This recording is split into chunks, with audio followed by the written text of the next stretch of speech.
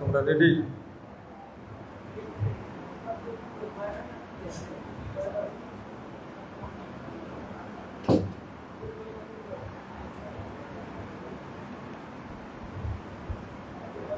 আসসালামু আলাইকুম ওয়া রাহমাতুল্লাহি ওয়া বারাকাতুহু। বিসমিল্লাহ, আলহামদুলিল্লাহ, ওয়াসসালাতু ওয়াসসালামু আলা রাসূলিল্লাহ, আম্মা বা'দ।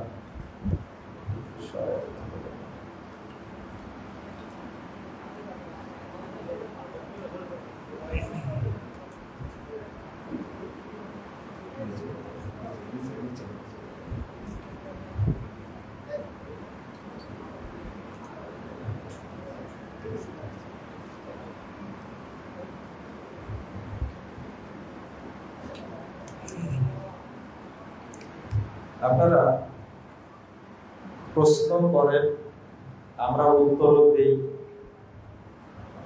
কিন্তু আপনাদের কাছে একটা দাবি হলো, যদি সঠিক উত্তর পেয়ে যান তাহলে সেটা অনুসরণ করবে। কি করবেন? আপনাদের চোখের উপরে যে পর্দাটা আছে এবং কানে যে পর্দাটা দেওয়া আছে, এই পর্দাটা সরাই দিতে হবে। এটা হলো অন্ধ অনুসরণের পর্দা। বুঝতে পারলেন? অন্ধ অনুসরণের পর্দা। আর সঠিক প্রশ্নের উত্তর পেলে আপনারা আমাদের গালিগালাজ করেন, তাই না? আমি মনে করি যে গালিগালাজ করলেও আমার নেকি হবে, আমাকে গালি দিয়ে লাভ নাই। আমার লাভ আছে, আপনার লাভ নাই, বরং আপনার লস। আমাকে মোবাইলে একজন প্রশ্ন করেছেন, খুব আক্রমণাত্মক প্রশ্ন, সেটা আগে বলি আপনাদের কাছে। আমরা বলেছি যে ওযু করার সময় মুখে এবং নাকে পানিটা নিতে হবে একসঙ্গে। কিভাবে? একসঙ্গে। আপনারা আগে 3 বার কুলি করে নেন, তারপরে 3 বার নাকে পানি দেন, তাই না? এই অভ্যাসটা আপনাদের মধ্যে আছে, এটা কিন্তু ঠিক না। সহিহ বুখারীতে 5টা হাদিস আসছে। কয়টা? 5টা হাদিস আসছে এবং বাব বেঁধেছেন ইমাম বুখারী রাহিমাহুল্লাহ, বাবুল মাসমাজা ওয়াল ইস্তানশাক বিকাফাতি ওয়াহিদা। কুলি করা এবং নাকে পানি দিয়ে, এক চুল্লু পানি নিতে হবে, নাকে অর্ধেক, মুখে অর্ধেক, নাকে অর্ধেক দিয়ে কুলি করতে হবে, নাক ঝাড়তে হবে। পৃথকভাবে কুলি করবেন, নাকে পানি দিবেন, এই হাদিস ঠিক না। সহিহ হাদিসটা মানবেন আপনারা? মনে হয় না। এত রেগে প্রশ্ন করেছেন কেন? হ্যাঁ, আমি তো রেফারেন্স দিলাম যে সহিহ বুখারীতে 5টা হাদিস আসছে, আর জাল হাদিসের কবলে রাসূল সাল্লাল্লাহু আলাইহি ওয়াসাল্লাম সালাত, এই বইটার মধ্যে এটার আলোচনাও আছে। তো ইদা ওয়ারাদাল আসার বাতালান নাযার, দলিল যখন পাওয়া যাবে তখন সমস্ত ইজতিহাদ, সমস্ত কল্পনা সব কি হয়ে যাবে? বাতিল হয়ে যাবে। কথা বোঝা গেছে? মনে থাকবে তো? আর একটা হলো, এখানে সংশ্লিষ্ট একটা কথা বলি, সালাতের ক্ষেত্রে খুতবায় যেটা ইঙ্গিতটা দিলাম, সালাতটা শুদ্ধ হওয়ার জন্য আপনার ভিতরে এমন একটা আগ্রহ থাকতে হবে যে এটা আমি বাস্তবায়ন করব। যেমন বলেন তো, সারা দিনে আপনার কোন কাজটা গুরুত্বপূর্ণ? না চাকরি? চাকরিটাও কিন্তু সালাতের জন্যই। আপনি ডাক্তারি করছেন, এটা কিসের জন্য? সালাতের জন্য। আগে সালাত না আগে চাকরি? আগে সালাত। কিন্তু সবার মাথায় আগে ব্যবসা, আগে চাকরি, তাই না? সালাতটা হয়ে গেছে আপনাদের কাছে কি? যেমন আউয়াল ওয়াক্তে সালাত আদায় করলে আল্লাহ বলছেন আল্লাহ তাকে জান্নাতুল ফেরদাউসে জায়গা করে দিবে। আল্লাযীনা ফি সালাতিহিম ইউহাফিজুন উলাইকা হুমুল ওয়ারিসুন আল্লাযীনা ইয়ারিসুনাল ফিরদাউসা হুম ফিহা খালিদুন।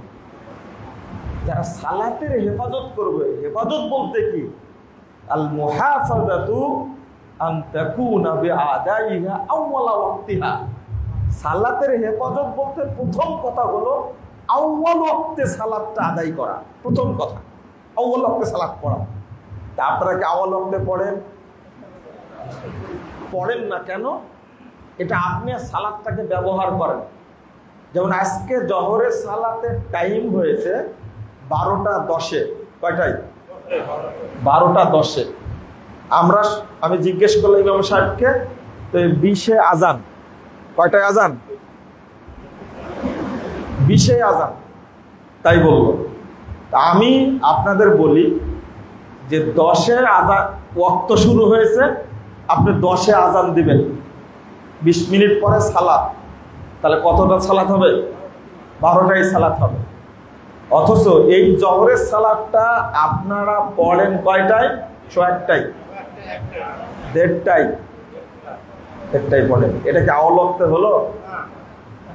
হাজী সাহেবরা, আপনারা তো হজ করে আসলেন, মক্কায় কি এইভাবে সালাত হয়?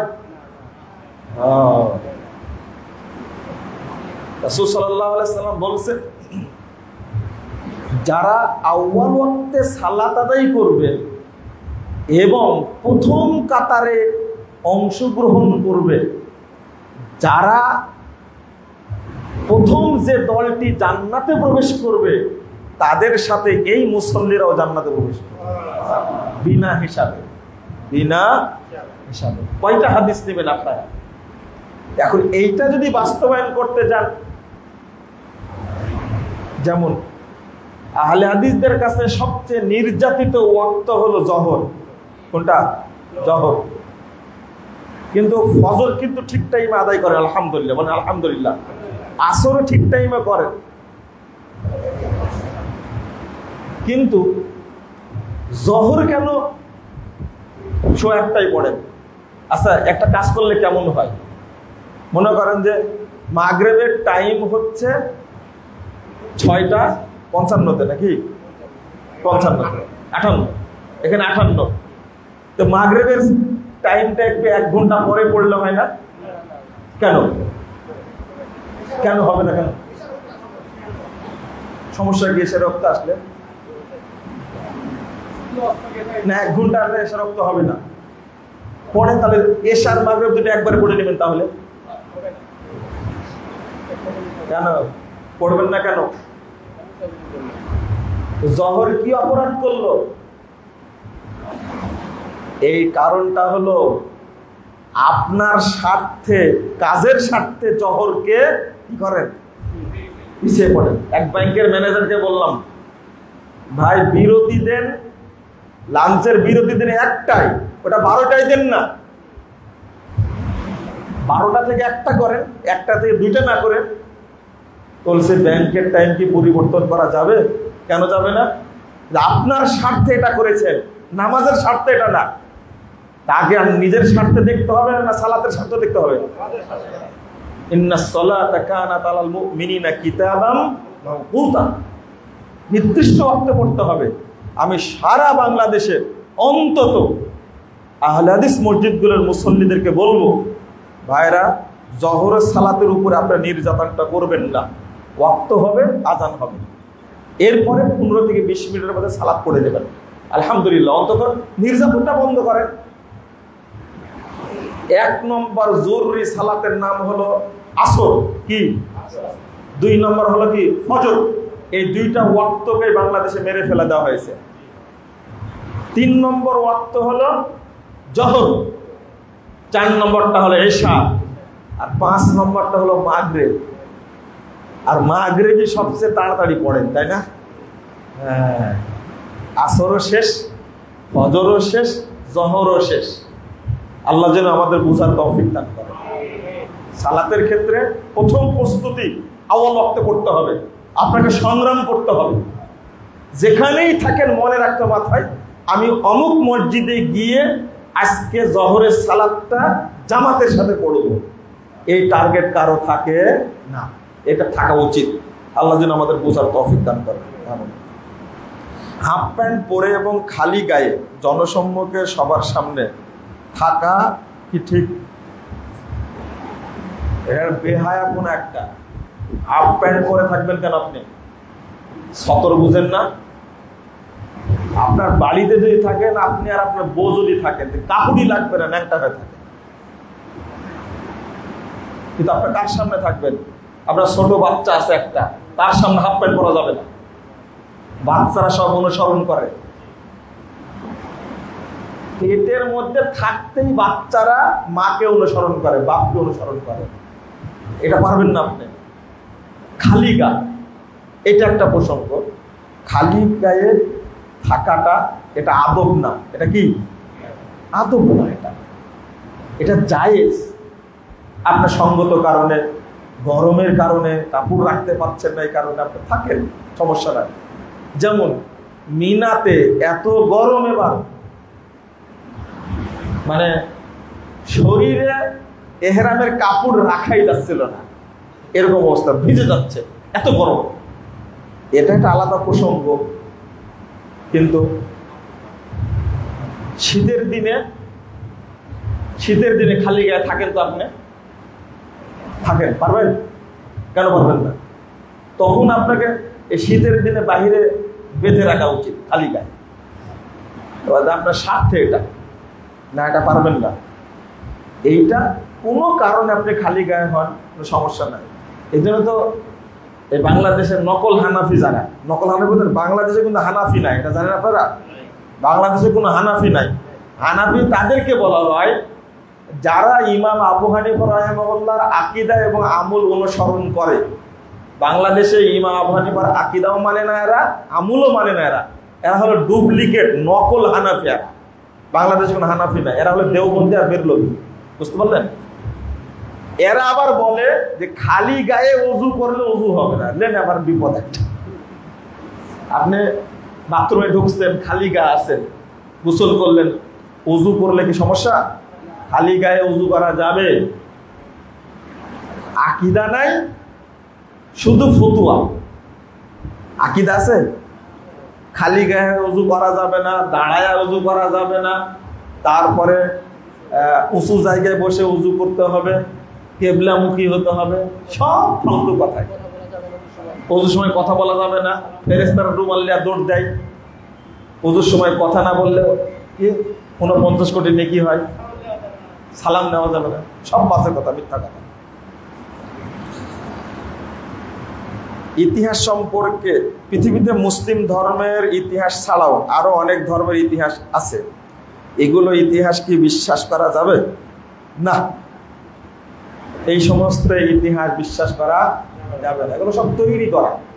এগুলো কি কেউ কি বলবেন যে আদম আলাইহিস সালামের আগে কোনো বাপ ছিল?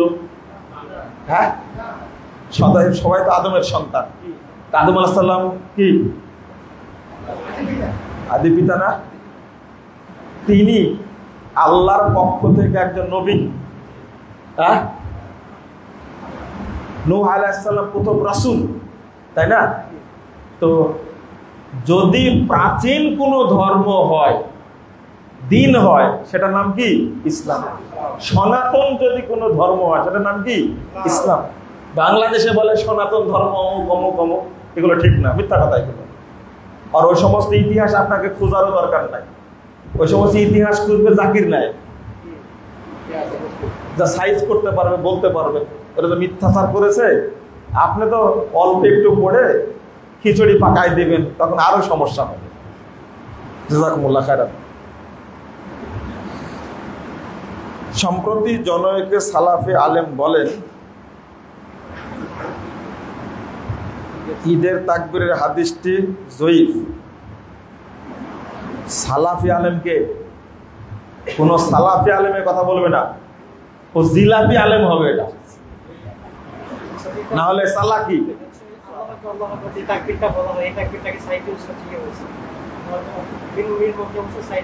তো সালাফি হলে কি করে? হ্যাঁ,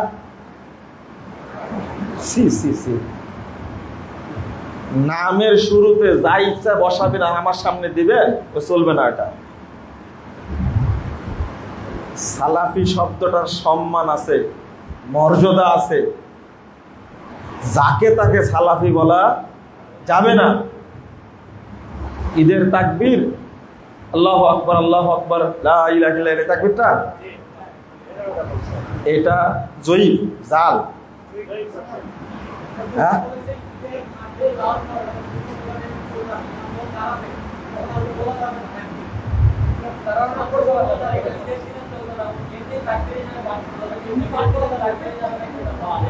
জাহেল কথা বলা যাবে না, বুঝাতে হবে মানুষকে।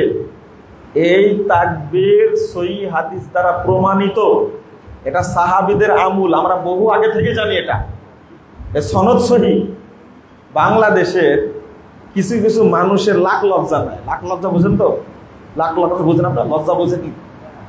বাটা তুমি মুহাদ্দিস না, তো মুহাদ্দিসের ভাব ধরো কেন? তোমাকে কে মুহাদ্দিস বলেছে? একজন আলোচনা করছে যে ঈদের 7-5-12 তাকবীর, এর কোনো সহিহ হাদিস নাই। তুমি 1 নম্বর জাহেল একটা। তুমি কি মুহাদ্দিস না মুহদ্দিস? মুহদ্দিস। ও মুহদ্দিস, মুহদ্দিস মানে কি জানেন? অপবিত্র। তোমাকে মুহাদ্দিস বলে কে? যারা মুহাদ্দিস পৃথিবীতে স্বীকৃত, তারা বলছে হাদিস সহিহ, আর তুমি বলছো কি সহিহ হাদিস নাই। হাতুড়ি ডাক্তার বুঝেন তো? আর কি অরিজিনাল ডাক্তার বুঝেন তো? মানে এমবিবিএস করা, এফসিপিএস করা, এমএস করা, কত ডাক্তার হাতুড়ি ডাক্তার বলারা কিছুই জানে না। আমি সব জানি। এই হাতুড়ি ডাক্তারের মতো হয়ে গেছে।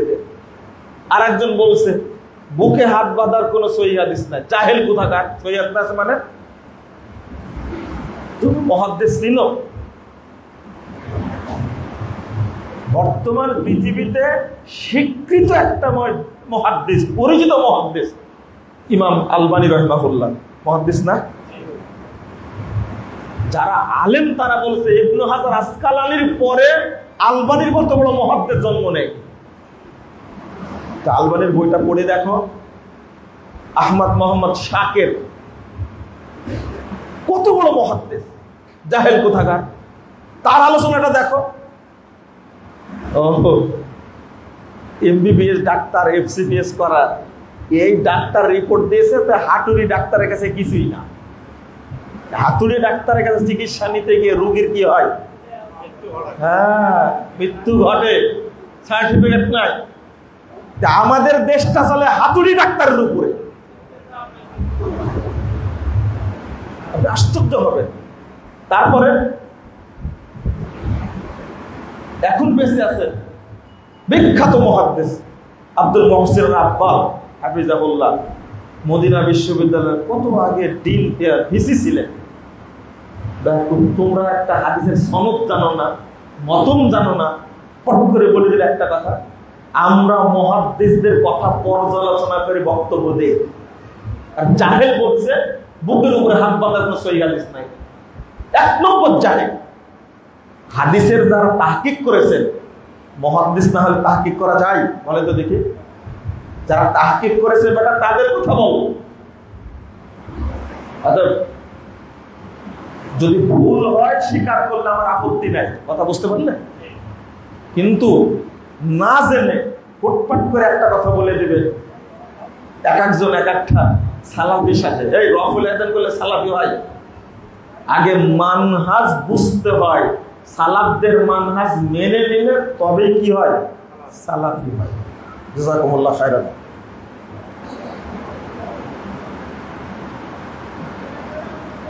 আবরার নাম রাখা যাবে কিনা?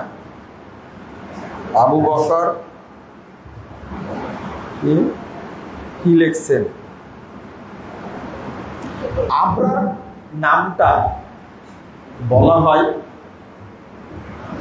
খুব উচ্চ মানের পবিত্র সৎ ব্যক্তিকে কি বলা হয়? আবরার বলা হয়।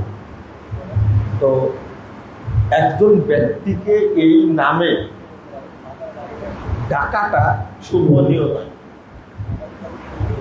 এমনি যদি বলেন আব্দুল্লাহ আবরার, ঠিক আছে, আব্দুল্লাহ আবরার, তো সেই ক্ষেত্রে এটা হাদিসে এই নামটা নিষেধ এইভাবে বলা হয়নি। তবে কাউকে আবরার বলে চিত্রিত করা ঠিক হবে না, কথা বুঝতে পারলেন? তার নামের আগে পরে কিছু লাগাবে, ঠিক আছে? আর এখন তো আহলে হাদিসের নাম রাখবেই না আবরার, কারণ এক আবরার বের হয়েছে না, হ্যাঁ? একজন ডক্টর বলে দিছে যে আপনি আবরার না আশরার। কি ভাষা বলছে আপনি ভাবতেই পারেন। একজন মুরব্বী মানুষ বলছে আপনার রেজাউল না গাজাউল। তওবা তওবা তওবা, আবরার নামটা নষ্ট করে দিয়েছে। আপনাদের এমন রাগ আবরারের উপরে, তাই না? খুব রাগ। আমি এক প্রোগ্রামে বলছি যে আপনারা দোয়া করেন আল্লাহ যেন তাকে হেদায়েত দান করে। সব চুপ করে বসে আছে, আমিন বলেন। আমিন বলেন, আপনি বলেন, আমরা বলবো। চিন্তা করতে পারছেন কত রাগ। এর কাজই নাকি শুধু আহলে হাদিসদের গালি দেওয়া। কি দেয়? শুধু গালি দেয় আহলে হাদিসদের। আল্লাহ যেন এর মুখটা পবিত্র করে দেয়, তো বলেন আমিন। আমরা হানাফি মাযহাবের বড় বড় আলেমদের সাথে আমাদের তো ইখতিলাফ আছে, কিন্তু তাদের নাম নেওয়ার সময় আমরা খুব সম্মান দিয়ে নাম নেই। আনোয়ার শাহ কাশ্মীরির নাম নেওয়ার সময় বলি আল্লামা আনোয়ার শাহ কাশ্মীরি রাহিমাহুল্লাহ। আমরা বলি যে কি বলে বুরহানুদ্দিন, ইমাম বুরহানুদ্দিন মারহিনানি। আমরা নাম নেওয়ার সময় বলি আল্লামা জাইলাই রাহিমাহুল্লাহ, যারা মারা গেছে। কিন্তু আবরারের মুখ থেকে আহলে হাদিস বিদ্যানের নামটা এত রুচিপূর্ণ ভাবে বের হয়। ইবনে তাইমিয়াকে গালি দেয়, ইবনুল কাইয়িমকে গালি দেয়, লা হাওলা ওয়ালা কুওয়াতা ইল্লা বিল্লাহ। আলমানি রাহিমাহুল্লাহ এত বড় ব্যক্তি, শেখ বিন বাজ, আল্লামা উসাইমিন, এই সমস্ত ইমামদেরকে গালি দেয়। আল্লাহ যেন ওকে হেদায়েত দান করে। তাও তো আপনারা আমিন বললেন, আলহামদুলিল্লাহ। আল্লাহ হেদায়েত দিলে কি সমস্যা? আবু সুফিয়ানকে আল্লাহ হেদায়েত দেয়নি? আবু সুফিয়ান যে বদের বদ ছিল, আমরা কি বলি এখন? রাদিয়াল্লাহু আনহু, তাই না? আবু সুফিয়ান রাদিয়াল্লাহু আনহু, সেই মানুষটা কত প্রিয় হয়ে গেল, তাই না? তো হতে পারে আপনারা দোয়া করবেন আল্লাহ যেন হেদায়েত দান করে। যারা শিরিক বিদআতের পক্ষে কথা বলে আল্লাহ যেন তাদেরকে হেদায়েত দান করে, বলেন আমিন। আশেপাশে সঠিক সময়ে সালাফি মসজিদ না থাকলে কি বাসায় সালাত আদায় করাবো? কি আলোচনা করলাম তাও বুঝেননি আপনারা। বাসাতে পড়বেন। যারা আহলে হাদিস মসজিদ পুড়িয়ে দেওয়া জায়েজ মনে করে, ভেঙ্গে দেওয়া জায়েজ মনে করে, যারা আহলে হাদিস মসজিদ বন্ধ করে দেয়, তালা মেরে দেয়, তাদের পিছনে নামাজ হওয়া জায়েজ মনে করেন?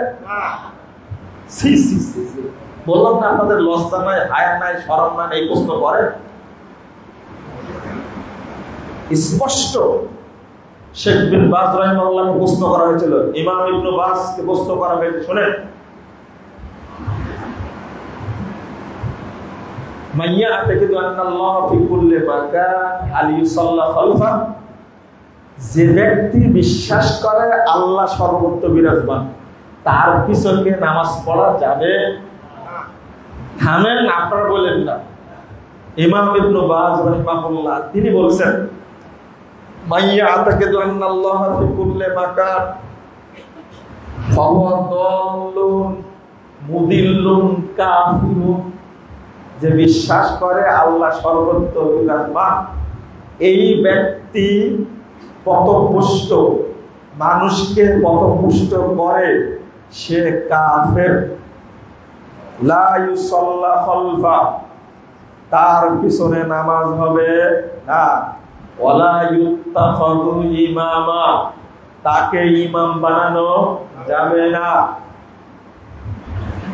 ফায়াজিবু আলাল মাসউলিন, মসজিদের দায়িত্বশীলদের উপরে ফরজ হলো, ওয়াজিব হলো, আইয়ুবাইদুহু, তাকে ইমামতি থেকে বিতাড়িত করা। আর এক জায়গায় এটা বলছেন ইস্তাতা, বিতাড়িত করে বলতে হবে তওবা করো, ওয়াইল্লা কুতিলা, তওবা যদি না করে তাহলে তাকে হত্যা করতে হবে। আলা ওয়ালিল আমর, সরকার তাকে হত্যা করবে। তাহলে যে বিশ্বাস করবে আল্লাহ সর্বত্র বিরাজমান, আল্লাহ নিরাকার, এই ব্যক্তির বেঁচে থাকার অধিকার। যারা বিশ্বাস করে নবী গায়েব জানে, নবী হায়াতুন নবী, হায়াতুন নবী বুঝেন তো, নবী নূরের তৈরি, এদের পিছনে নামাজ হবে না। পড়লে বাতিল হবে, পড়লে কি বাতিল হবে, মনে থাকবে। কিন্তু একটা বাজারে গেলে ঠিকই পড়বে, তাই না? পড়লেই বাতিল, পড়লেই বাতিল। বাংলাদেশে এই বেদাতীদের আকীদাতে এটাই, প্রত্যেকের আকীদা এটা না। সংগঠন ও বিভক্তি নিয়ে আপনার অবস্থান কি? বাংলাদেশে আহলে হাদিস দলের মধ্যে কোনটার অনুসরণ করব? ভালো প্রশ্ন করেছে, তাই না? প্রশ্ন আর কাউকে করতে পারেন না, শুধু আমাকেই করেন, তাই না? খালি খুঁচা দেন আমাকে। শোনেন, প্রথম কথা হলো, আপনি বিভক্ত থাকতে পারবেন না, থাকতে পারবেন না। শুধু এই দেশে না, আপনি যদি দেশের বাইরেও থাকেন তাহলে আপনাকে জামাতবদ্ধ, ঐক্যবদ্ধ থাকতে হবে। আপনাকে যেন কেউ না বলে এই লোকটা বহিষ্কৃত, কথা বুঝতে পারলেন না? কেউ যেন না বলে। ইমাম আলবানী রাহিমাহুল্লাহ তিনি দোয়া করছেন, ওয়াহুম আহলুল হাদিস হাসানাল্লাহু মাহুম, তিনি বলছেন হকপন্থী পৃথিবীতে হলেন আহলে হাদিসগণ, আল্লাহ তুমি আমাদেরকে তাদের সঙ্গে একত্রিত করো। আপনি যদি দোয়া করেছেন, আপনি চাইবেন যে আমি বিভক্ত অবস্থায় থাকি না। একজন পৃথিবীতে থাকলে, মনে করেন আপনি আছেন আমেরিকায়, আরেক ভাই আছে চীনে, দুইজন আহলে হাদিস পৃথিবীতে, কয়জন? দুইজন।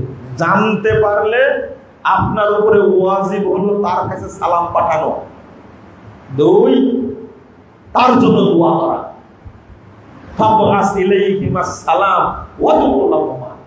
বলছেন তুমি জানতে পারো পৃথিবীর পশ্চিম প্রান্তে একজন আহলে হাদিস আছে, সালাফি আছে, পূর্ব প্রান্তে একজন আছে, তোমার উপরে দায়িত্ব হলো তাদের জন্য, তাদের কাছে সালাম পাঠাও, তার জন্য দোয়া করো।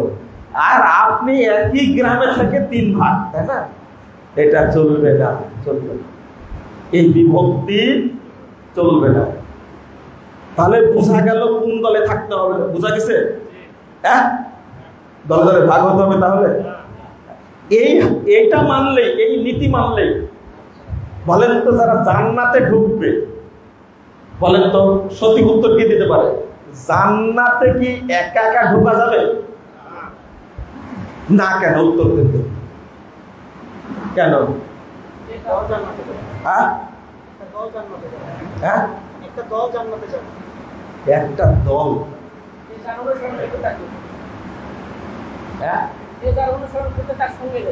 যে যার অনুসরণ করে তার সাথে যাবে জান্নাতে না জাহান্নামে? ভালো কথা বলেছে, যে যার অনুসরণ করে তার সাথে যাবে। কোথায় যাবে? না না, জাহান্নামে যাবে। যে যার অনুসরণ করে না, যে ব্যক্তি মুহাম্মদ সাল্লাল্লাহু আলাইহি ওয়াসাল্লাম অনুসরণ করবে সেই কোথায় যাবে? আর কোন ব্যক্তি নাই। এখন শুনেন, প্রশ্ন যেহেতু করেছেন, গুরুত্বপূর্ণ কথা একটু বলে দিই। সেটা হলো, আপনি মনে করছেন যে নয়াপাড়ে কি গ্রামের নামটা বলতে পারছেন? ধুরুঞ্জ নয়াপাড়া। আচ্ছা, এই পাড়াতে আপনি একাই একজন আছেন সালাফি আকীদা, তাহলে আপনি একাই জান্নাতে যাবেন, তাই না? হ্যাঁ, বাংলাদেশে যদি একজন না থাকে, শুধু আপনি যদি একাই থাকেন তাহলে যেতে পারবেন, কিন্তু আর একজন থাকলে পারবেন না, ওর সাথে নিতে হবে না। আল্লাহ বলছেন মুত্তাকিরা জান্নাতে ঢুকবে দলগতভাবে, দলবদ্ধ। সূরা মারিয়ামের অফটা আল্লাহ বলছেন, আর আপনি বলছেন একাকি যাব। একটা হাদিস বলা হয় না, আপনারাও জানেন হাদিসটা, সেটা কি? যে আল জামাতু মা ওয়াফাকাল হাক্কা ওয়া ইন কুনতা ওয়াহদা। এই তো মুখস্থ আছে। জামাত তাকেই বলে যেটা হকের সাথে মিল আছে, যদিও তুমি কি একা হয়। তাহলে বোঝা গেল একা থাকলেও জান্নাতে যাবে, তাই না? হ্যাঁ, এই হাদিসটার 12টা বাজাচ্ছেন আপনারা। কয়টা? 12টা না, এখন মনে হয় 14টা বেজে গেছে। এই হাদিসের অর্থ এটা না, মানে হাদিস পড়ে বলছে আমি কালাই আছি বাবু, আমি একাই যাবো জান্নাতে। না, এই হাদিসের অর্থ এটা না। হাদিসের আগে শব্দ আছে, আরো পরেও শব্দ আছে। সেটা কি? ইবনে মাসউদ রাদিয়াল্লাহু আনহু তিনি তার বন্ধু আমর ইবনে মাইমুন তাকে বলছে, তুমি তো এলাকার বড় আলেম, হাল তাদরি মা হিয়াল জামাত, তুমি কি জানো জামাত কাকে বলে? তো বলছে যে না, আমি জানি না, আপনি বলেন। তো বলছে শুনো, জামাত হলো ইন্না জামহুরান নাস ইদা ফারাকুল জামাত। দেখেন ভালো করে শুনেন, যখন অধিকাংশ লোক ঐক্যবদ্ধ জামাত থেকে বেরিয়ে যাবে, মনে থাকবে কথাটা, মনে থাকবে। একটা জামাত আছে ঐক্যবদ্ধ, কি আছে? ঐক্যবদ্ধ। এই জামাত থেকে যদি অধিকাংশ বেরিয়ে যায়, সবাই চলে গেল, মনে করেন যে মুজাফফর বিন মুহসিন চলে গেল, তারপরে এই কি বলে যে আমানুল্লাহ বিন ইসমাইল চলে গেল, তারপরে আকরামুজ্জামান বিন আব্দুস সালাম, শহীদুল রহমান, সব চলে গেল জামাত থেকে। জামাত কি হয়ে গেছে? সব বেরিয়ে গেছে। ফাকানাত আলাইকা বিমা তাকুল জামাআহ, তোমার উপরে ওয়াজিব হলো ওই জামাতেই থাকা, হাত্তা তাফসুদা, যতক্ষণ জামাত নষ্ট না হয়ে যায়। ফাইনাল জামাতা মা ওয়াফাকাল হক ওয়া ইন কুনতা ওয়াহদা, কারণ তুমি যে একজন আছো, তোমার দ্বারাই যেন জামাত শেষ হয়, তবু জামাত থেকে বের হয়ে যেও না। তাহলে জয়পুরহাটে একজন একা থাকলে সেটাই জামাত, অর্থ কি এটা হলো? হ্যাঁ, মাথায় ঢুকছে? সবাই যদি একটা জামাত থেকে বেরিয়ে যায়, আপনি বাংলাদেশে একা আছেন, ওখানে ওইভাবে থাকতে হবে। জামাত আপনাকে বের হওয়া যাবে না। বুঝেননি মনের কথাটা? তাহলে হাদিসটার অর্থ আপনি যেভাবে বুঝেছেন এর অর্থ এটা না। বাংলাদেশে আহলে হাদিসগণ যদি এই হাদিসটা বুঝে তাহলে আর বিভক্তি হবে না, আর আমির হবে না। আমির আর সভাপতি। একজন আমাকে বলছে যে আপনি আন্দোলন থেকে বেরিয়ে খুব ভালো হয়েছে, বুঝেন, তবে এখন দেখছি জমিয়ত আহলে হাদিসের সাথে কাজ করছেন, এটা কিন্তু ঠিক হচ্ছে না। কারণ এই জমিয়ত আন্দোলন দিয়ে এই দেশে কোনো খেদমত হবে না। আমি বললাম যে কি করা উচিত বলেন তো? বুঝছেন, আপনি একাই একটা প্রতিষ্ঠান, আপনি যদি আমির হয়ে যেতেন তাহলে এ দেশের আহলে হাদিসরা ভালো হয়ে চলত। তাহলে একটু আমির হয়ে যাই। হ্যাঁ, হওয়া যায় না আমির? এই যে লোকটা কথাটা বলল, এই লোকটা, সত্যটা বলবেন আপনারা, এই লোকটা মানুষ না শয়তান? হ্যাঁ, আমি যে তার কথা শুনে বললাম শয়তান বললেন কেন? ভালো বলেনি? হ্যাঁ, ভালো বলেনি? ভালো বলেনি এখন বলছে, তাই না? চিন্তা করেন অবস্থাটা কি। আহলে হাদিসদেরকে দলে দলে বিভক্ত করেছে এই সমস্ত ভদ্র শয়তানগুলো। আমার সব জায়গায় নিজে আমির হতে হবে, বুঝলেন? আমি অন্তত আল্লাহর কাছে এইটা দোয়া করি, আলবানীর মতো এত বড় মুহাদ্দিস তিনি দোয়া করছেন, আল্লাহ যেন আমাদেরকে আহলে হাদিসদের মধ্যে কি করেন, একত্রিত করেন। আলহামদুলিল্লাহ। আমরাও দোয়া করি, আল্লাহ তুমি আমাদের সকল আহলে হাদিসদেরকে তুমি একই প্ল্যাটফর্মে রাখো, বলেন আমিন। আমাকে যেন কেউ না বলে যে মুজাফফর বিন মুহসিন আহলে হাদিসদের থেকে বেরিয়ে গেছে, এটা যেন কেউ না বলে। আমি মনে করি না, যারা আহলে হাদিস আছে বাংলাদেশে আলেম ওলামা, আমি তাদের সবাইকে আল্লাহর ওয়াস্তে শ্রদ্ধা করি, আলহামদুলিল্লাহ। কারো কথা জনসম্মুখে ভুল করলেও আমি মুজাফফর সমালোচনা করি না, কিন্তু আপনারা প্রশ্ন করে খোঁচা দেন আর সঠিকটা বললে মনে করেন সমালোচনা করেন না।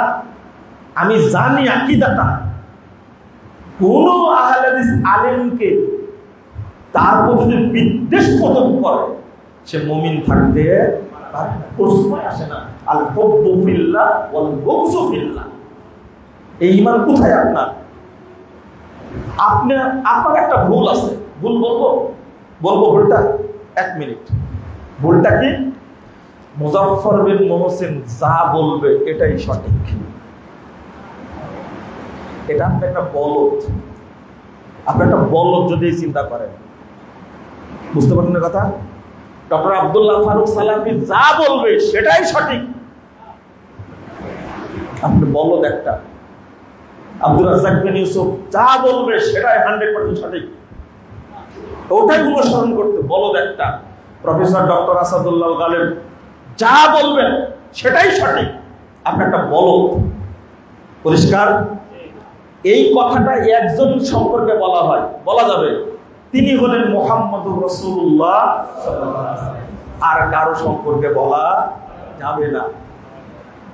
ইমাম ইবনে তাইমিয়া রাহিমাহুল্লাহ বলছেন, শুনেন, যে ব্যক্তি মনে করে শুধু একজনের কথা মানতে হবে, যেমন মনে করেন যে মতিউর রহমান মাদানির যা বলবেন সব মানা যাবে, যদি এই কথা বলে কেউ, বা মুজাফফর বিন মুহসিন যা বলবে সব মানতে হবে, এটা যদি কেউ বলে, শুনেন, যদি কেউ বলে, সবারই উচিত এই কথা তার মানা। এবার ইবনে তাইমিয়া রাহিমাহুল্লাহ বলেছেন, ফাওয়াদাল্লুন ওয়া ক্বাদ ইয়াকুনু কাফিরা। এই কথা বললে সে কখনো কখনো কাফের হয়ে যাবে। কারণ একজন ব্যক্তি দিনের ঠিকাদারে নিতে পারে না, মানুষের ভুল হতে পারে। এজন্য আলোচনা সবারই শুনতে হবে। কিন্তু আপনাকে আমি বলে দিছি, আমার বই ছাড়া পড়বেন না, এই কথা বলা হারাম। কেন পড়বে না? আমি কেন বলবো এই কথা? আমি কি এই যুগের বড় মানুষ? আমার চেয়ে বড় আলেম নাই? মানুষকে বলদ বানাবো কেন আমি? অসম্ভব। আমার বক্তব্য ছাড়া কারো বক্তব্য শুনবেন না, এই কথা বলা হারাম। যত সালাফি আলেম আছে তাদের প্রত্যেকের বক্তব্য শুনতে হবে। আপনার ভুল হতে পারে না? এইটা কথা বলতে গিয়ে আজকে আহলে হাদিসদের অনেক সন্তান তারা বলদ হয়ে গেছে, মুরিদের মতো বলদ হয়ে গেছে। মুজাফফর যা বলবে সেটাই শুনবো। দেখো তুমি এক নম্বর বলো। এই করার কারণে আহলে হাদিস ভাইরা ঐক্যবদ্ধ হতে পারছে না। আপনি একজনের বলদ হয়ে আছেন, আমি একজনের বলদ হয়ে আছি, আরেকজনের বলদ হয়ে আছে। পীরেরও অভাব নাই, আমিরেরও অভাব নাই, আর বলদেরও অভাব নাই। এক পাগলকে যদি আমির বানাতে হয় তারও বলদ হবে অনেকগুলো, হবে না? আল্লাহ যেন এই সমস্ত গুন্ডির মধ্যে আমাদের না নিয়ে যায়, বলেন আমিন। কথা বললে কষ্ট পান, তাই না? নবম শ্রেণীর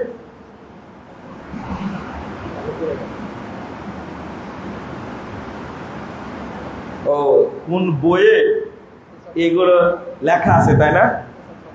আপনার লজ্জা আছে, শরম আছে, এ বই পড়েন কেন? পড়েন কেন?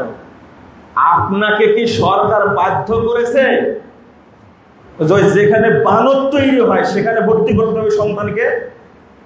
আপনি তো এক নম্বর বলো, আপনি এক নম্বর বেয়াদব।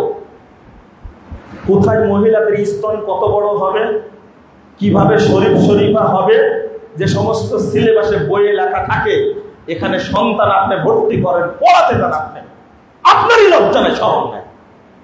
মাদ্রাসায় পড়ান, আমি আমার সন্তানকে মাদ্রাসায় পড়াবো, কে বাধা দিবে? আপনি নিজে ইচ্ছা করে বলদ বানাতে যাচ্ছেন।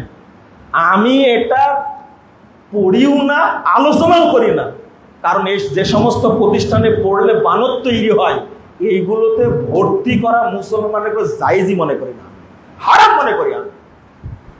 যারাই আলোচনা করে, সমালোচনা করে, তাদের ছেলেকে পড়ায় স্কুলে, মেয়েকে পড়ায় স্কুলে, ভাস্তাকে পড়ায় স্কুলে, ভাতিজিকে পড়ায় স্কুলে, আর আমাকে প্রশ্ন করেছেন।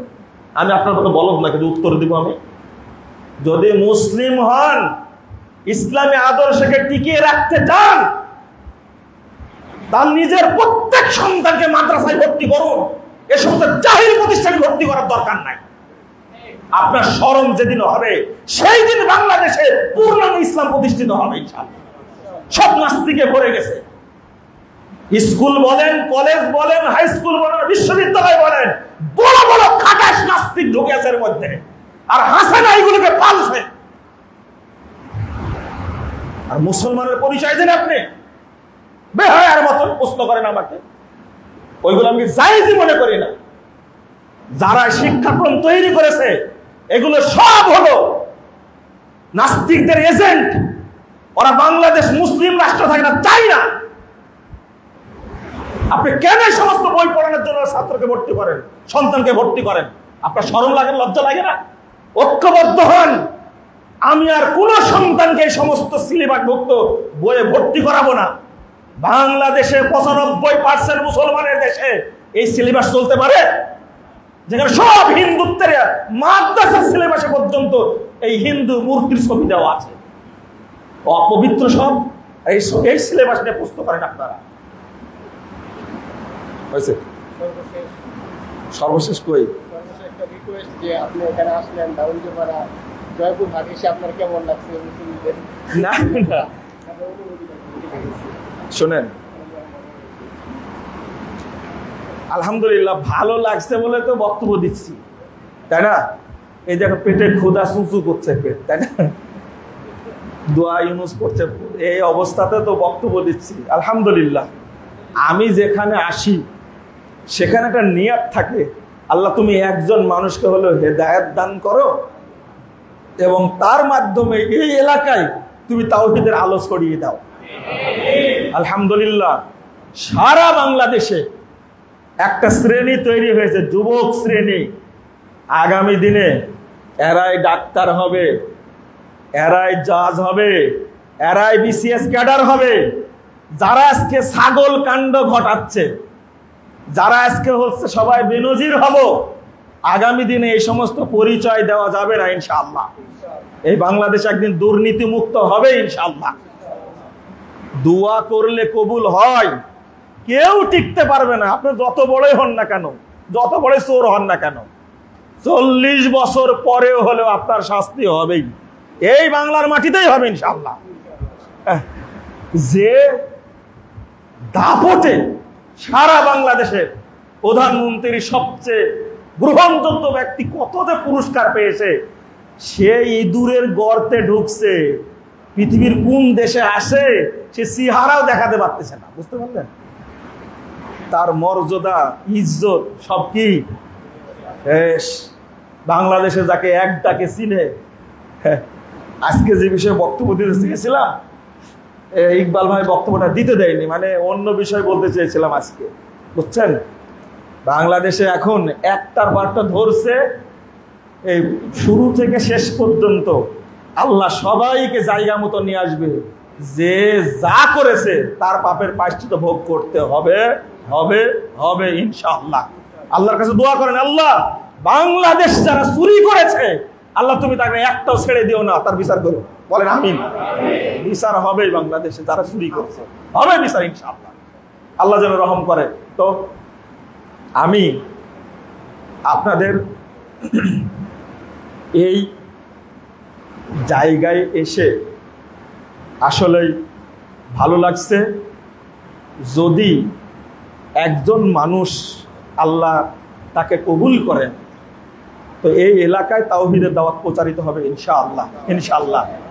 এবং এই যুবক ছেলেরা যেভাবে কাজ করছে, আগামী দিনটা এই দেশটা তাওহীদের দেশ হবে ইনশাআল্লাহ। আল্লাহ যেন কবুল করেন, বলুন আমিন। আল্লাহ রাব্বুল আলামিন যেন এই মসজিদকে কবুল করেন। যারা মসজিদ তৈরি করেছেন, জমি দিয়েছেন, যে ভাইটার নামটা কি যেন, আব্দুল কুদ্দুস, মাশাআল্লাহ নামটা কত সুন্দর। ও আপনি রাসেলের শ্বশুর? আচ্ছা আচ্ছা, রাসেলের বাবা। ও আর ওনার আবু মুসার বিআই, ওই কোন দিক গেল, ওই যে বিআই। যাক আলহামদুলিল্লাহ, আমি আপনাদের জন্য খাস করে দোয়া করি, আল্লাহ যেন এর ওসিলাই জান্নাতুল ফেরদাউস দান করে। আমিন। আল্লাহ রাসূল বলে দিয়েছেন, মান বানা লিল্লাহি মাসজিদান বানাল্লাহু লাহু বাইতান ফিল জান্নাহ। যে ব্যক্তি আল্লাহর জন্য মসজিদ তৈরি করবে, আল্লাহ তার জন্য জান্নাতে ঘর তৈরি করবে। আলহামদুলিল্লাহ আলহামদুলিল্লাহ। আল্লাহ যেন আমাদেরকে জান্নাতুল ফেরদাউসের সদস্য করে দেন। আমিন। বলুন আমার কাছে একটা ওয়াদা করেন, নিজের পরিবারকে ইসলামিক করে গড়ে তুলবেন ইনশাআল্লাহ। আপনি রেখে চলে যাবেন, এই আকীদায় যদি না শিক্ষা দেন তাহলে এই আকীদা থাকবে না। আমরা যেন কিয়ামতের মাঠে আল্লাহ রাসূলের সাথে একসঙ্গে জান্নাতে যেতে পারি, আল্লাহ যেন আমাদের কবুল করেন। আমিন ইয়া রাব্বাল আলামিন। যারা এই মসজিদের রক্ষণাবেক্ষণ করছেন, সহযোগিতা করেছেন, দান করেছেন, আল্লাহ রাব্বুল আলামিন তাদের সকলকে কবুল করুন, আমাদেরও কবুল করুন। জাযাকুমুল্লাহ খায়রান। এবার দোয়া পড়ে নি আমরা, হয়েছে তো? প্রস্তুত হয়েছে? দোয়া পড়েন। সুবহানাকা আল্লাহুম্মা ওয়া বিহামদিকা আশহাদু আল্লা ইলাহা ইল্লা আনতা আস্তাগফিরুকা ওয়া আতুবু ইলাইকা। আসসালামু আলাইকুম ওয়া রাহমাতুল্লাহি ওয়া বারাকাতুহু। আপনারা একটু শৃঙ্খল ভাবে বসেন নাকি? তো লাইন হয়ে একটু বসেন বসেন।